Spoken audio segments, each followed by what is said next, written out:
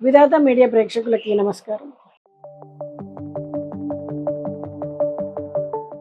అనారోగ్య నివారణకు శాంతి మంత్రం, శని దేవుడికి సంబంధించినటువంటి శాంతి మంత్రం గురించి ఈ వీడియోలో తెలుసుకుందాం. శని వలన కలిగేటువంటి ఒంటి నొప్పులు, కీళ్ళ నొప్పులకి, మోకాళ్ళ నొప్పులకి ఒక మంత్రం చెప్తాం. ఏలినాటి శని, అష్టమ శని, కంటక శని, శని మహర్దశ, అంతర్దశలో జరుగుతున్నప్పుడు కొంతమందికి ఒళ్ళు నొప్పులు, కీళ్ళ నొప్పులు వస్తాయి. ఇలాంటి నొప్పులు ఉన్నప్పుడు ఏమవుద్ది, నడుము కింద నుండి పాదాల వరకు నువ్వుల నూనె పట్టించి శని ఉపశమన మంత్రాన్ని పఠించి 2 గంటల తర్వాత వేడి నీళ్ళతో స్నానం చేస్తే కనుక నొప్పుల నుంచి ఉపశమనం లభిస్తుంది. నువ్వుల నూనెలో కాపర్ వంటి మూలకాలు, యాంటీ ఆక్సిడెంట్స్ ఉంటాయి. దీనివల్ల ఏంటంటే శక్తివంతంగా కీళ్ళ నొప్పుల్ని, వాపుల్ని తగ్గిస్తుంది. అంతేకాకుండా ఇందులో ఉండే మూలకాలు, మినరల్స్ రక్తనాళాలకు, కీళ్లను దృఢంగా ఉండేలా చేస్తాయి.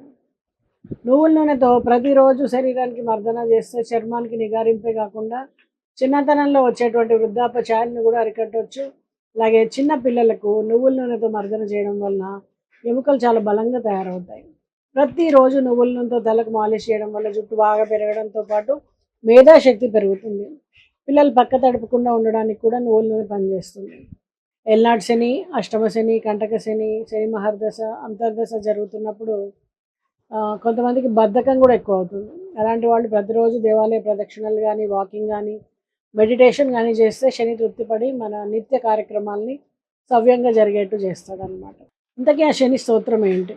అందరూ విని రాసుకోవచ్చు, మీకు నెట్లో కూడా దొరుకుతుంది.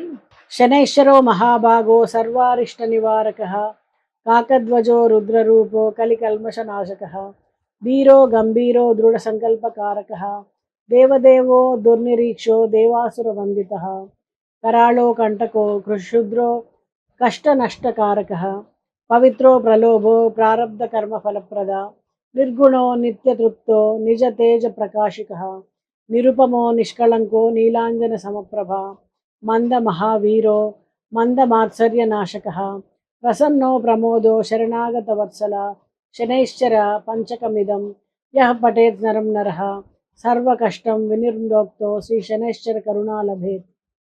ఇది శనైశ్చర పంచక స్తోత్రం. దీన్ని కనుక మీరు జపించినట్టయితే, పఠించినట్టయితే, పారాయణ చేసినట్టయితే మీకు ఇందాక చెప్పినటువంటి అన్నీ కూడా నివారణ జరుగుతాయి. అందరూ కూడా పాటిస్తారని ఆశిస్తూ నమస్తే.